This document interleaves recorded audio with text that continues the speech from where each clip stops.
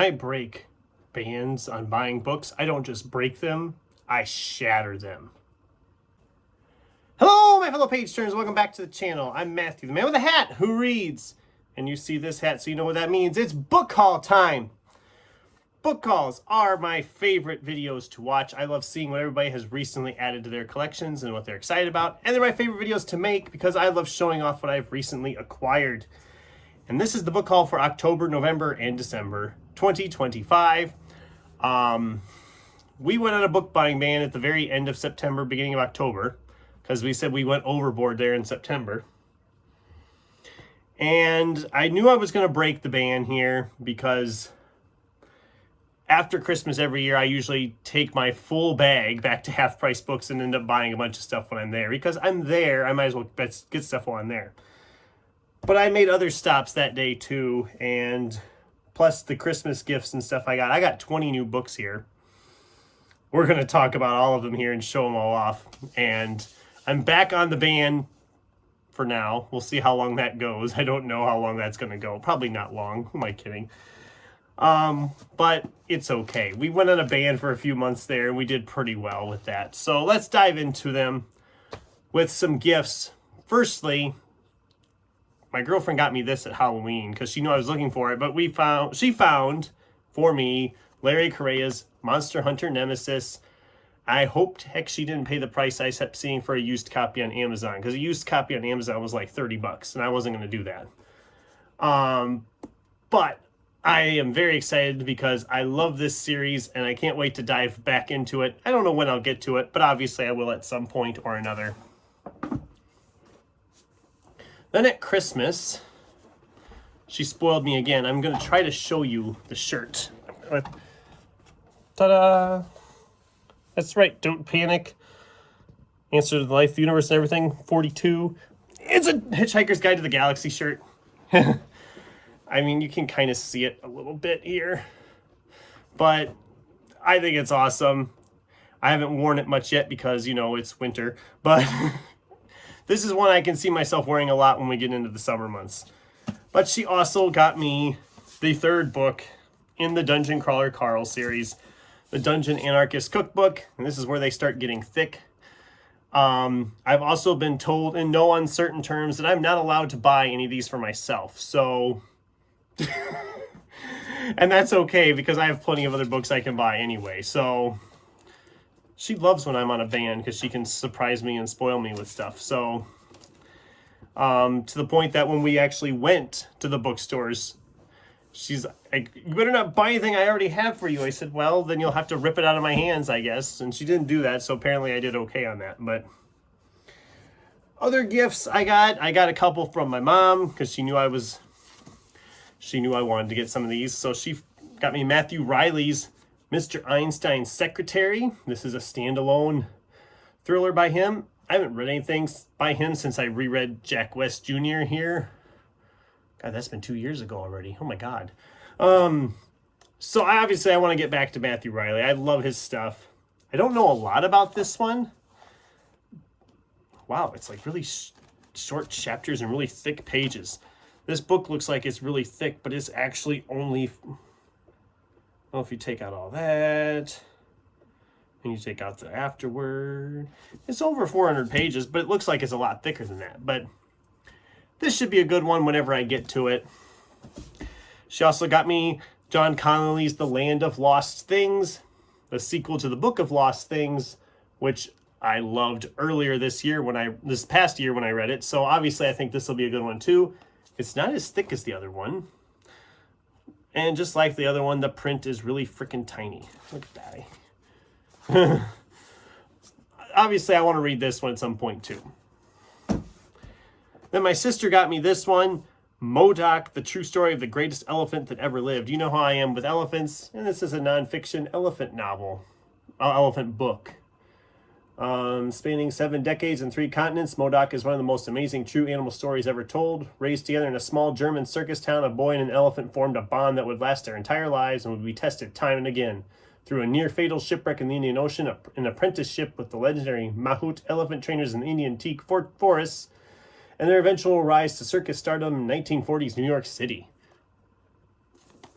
I think I will enjoy this one, but we're hopeful. I mean, I like elephants, so I think that'll help a lot right there. I don't know when I'm going to read this one either, so I would say on a lot of these that I'm going to be reading them this year, but let's be fair, that ain't going to happen. I have too many books already. I'm already planning out months ahead. I'll get to some of these, but I won't get to all of these. So, since we were going to Half Price in the same city, there is another small bookstore that I found last time I was down there in September. And so I'm like, I want to go there again. Shady Character Books had a bunch of great finds last time, and I found 6 more again.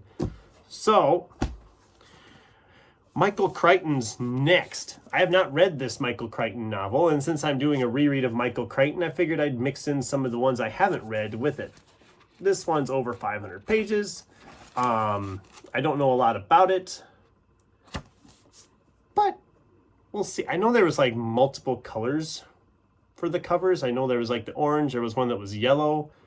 I want to say there was one that was blue also for some reason, but I don't know. I could be wrong. I don't know why they had multiple colors for the covers, but that one I will get to at some point this year. I don't know when, but I will get to that one at some point. We have a Terry Pratchett one here called The Dark Side of the Sun. And this is one of those UK copies with the really interesting covers. This is not part of his Discworld series. And it's only like 250 pages. Not less than 250 pages. It's a little standalone. Oh, that's cool. But look at that cover. Look at, there's so much going on that cover. I want to kind of get back to some Terry Pratchett. I love the Discworld novels, but I haven't read much of the stuff outside of that he's done. This one sounded kind of interesting, a sci-fi adventure. And like I said, the cover is awesome. So that'll be a fun one to give a try to. A book I never heard of called Fragment by Warren Fahey. Fahey? James Rollins says on the cover, think Jurassic Park on steroids. This is one hell of a ride. In Island Shores, the scientists are utterly unprepared for what they find. Creatures unlike any ever recorded in natural history. This is not a lost world frozen in time. This is Earth as it might have looked after evolving on a separate path for 500 million years. A fragment of a lost continent with an ecosystem that could topple ours like a house of cards. Yeah, that sounds awesome. I think they have it as like, I mean, look at this. Look at the giant freaking spider. And I know there's other illustrations like that in here too, but I had never heard of this book. The guy who owned the bookstore said, oh yeah, that one's fantastic. It's got like, I'm going to try to show him here a little bit. Illustrations and maps. So like here we have a disc ant, whatever that is. I don't want to read too much into it because it might spoil things right now, but Kat, this one's for you. This sounds like it'd be right up your alley too. So maybe check this one out if you haven't. It sounds interesting, but hopefully I can get to that one this year. I don't know when, but I'm hoping to get to that this year. I've been mixing in more Ray Bradbury, and this is The Cat's Pajamas Stories. I've never heard of this collection. It sounds like it's mostly newer ones. Of the 22 stories collected here, some written recently, others decades ago, all but 2 have never before been published. So that's awesome. It means they'll be new to me anyway. My girlfriend actually found this one. I was looking at some other ones nearby, and she's like, hey, you haven't read this one. I'm like, oh, that sounds good. So I picked it up. I've been really going some good Ray Bradbury lately. I mean, the last couple years, I've read some really good ones. So hopefully that trend continues here in the new year. Someone, I want to say it was Robin at Bookspin, had talked about this book. And I had never heard of it. And I found a copy of it at this bookstore. This is Clifford D. Simak's City. Artificially intelligent robots, genetically uplifted animals, interplanetary travel, genetic modification of the human form itself. I looked for this on Amazon, and there again, a used copy was all you could get, and it was like high priced on stuff, and I'm like, not doing it for a used book. This one, I think, is a brand new copy, and it was, I think, 15, 14, something like that, which isn't bad considering how much they wanted online. But we'll see how this goes. I really like these sci-fi masterworks. I wish I could find more of them. I can't ever find any of them around here. Unless I'm lucky and find them at a half price or something. This last one I had never heard of. Oh, the last one from this store. I got other piles here yet. This is Stephen Brust. Cowboy Fangs Space Bar and Grill. This one, the cover just kind of caught my eye. I mean, look at that cover. There's like a lot going on this cover. And it kind of gave me some like Attack of the Clones, the Space Diner in Star Wars Episode 2. It kind of gave me vibes of that looking at this cover. And it sounded kind of fun. It's just Cowboy Fang's Space Bar and Grill serves the best matzo ball soup in the galaxy and hires some of the best musicians you'll ever hear. It's a great place to visit, but it tends to move around, just one step ahead of whatever mysterious conspiracy is reducing whole worlds to radioactive ash. And Cowboy Fangs may be humanity's last hope for survival. It just sounds fun. I don't know when I'll get to this one either. Maybe Sci-Fi September. I have a lot of sci-fi I can pick from now for Sci-Fi September this year, so that'll be fun. So then we went to Half Price Books. I got rid of my packed to the gills bag of books. I am missing a book. There was another book here that was supposed to be in this pile. Hold on a second.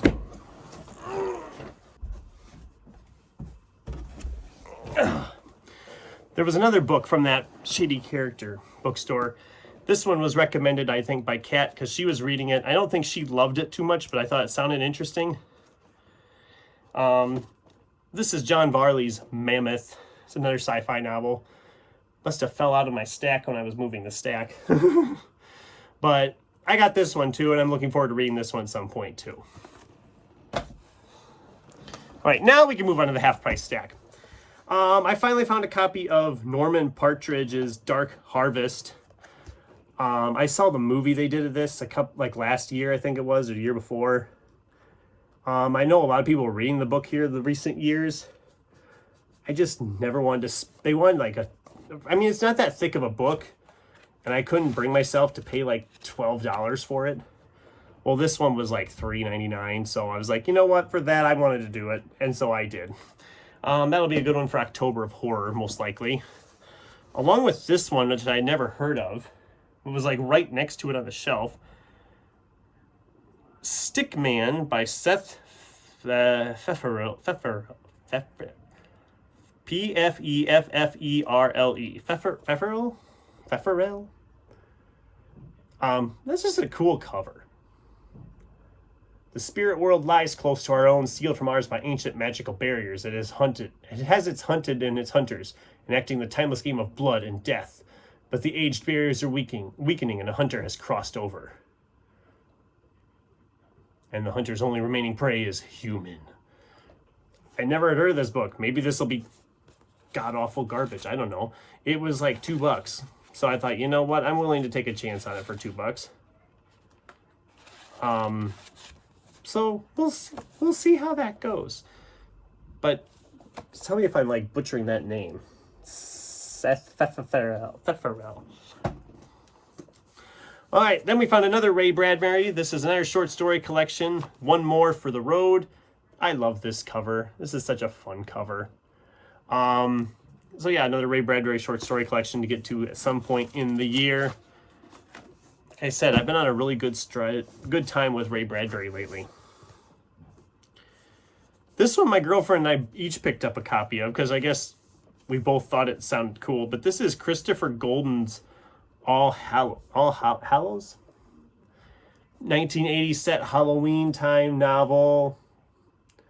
And I love the cover again. So yeah, obviously this is an October of Horror read, obviously. Halloween time, you got to read that kind of if it's set at Halloween, you got to read it at Halloween. So I read a terrible Neal Shusterman book last year called All Better Now, but I'm still willing to give him a shot because I found this one for $2. This is Roxy by Neal Shusterman and Jared Shusterman. Young adult fiction. like I said, I've liked a lot of Neil Shusterman's ideas. It's just they don't always work in the execution. But I figured for $2, it was worth giving it a shot. I mean, it looks brand new. Maybe it'll be terrible. I don't know. We'll see. Then the last one from there was Terry Miles' Rabbits.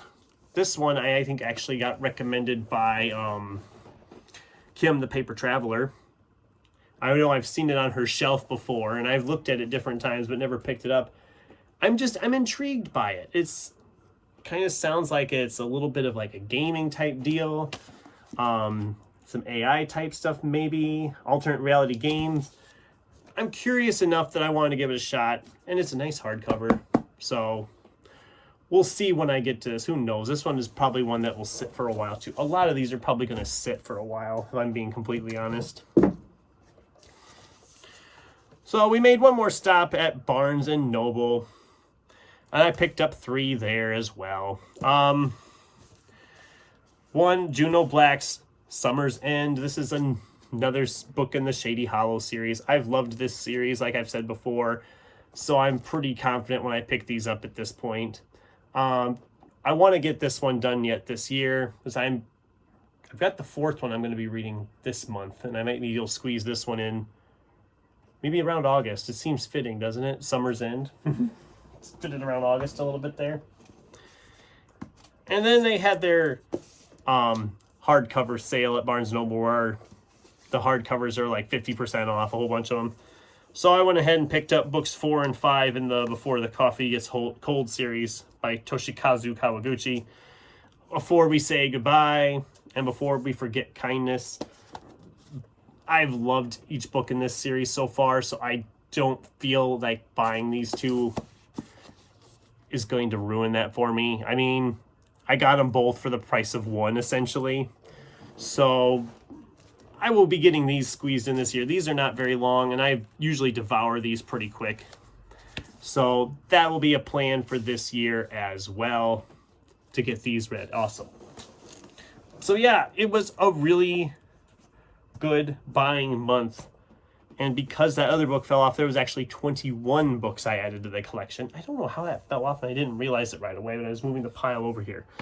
But yeah, I've got a ton of new books to add into my stacks, and I've been going through stuff and trying to get books picked out for different reading months. So these will all go into the stacks, and I can continue to make my plans on reading this stuff. So there you go, guys. That's the book haul. I'd love to hear from you guys. Have you read any of these? Do you think any of these sound interesting? What is like some recent books you've added to your collection, or maybe that you got for Christmas? I'd love to hear from you in the comments down below. Thanks for watching, and until next time, keep turning pages.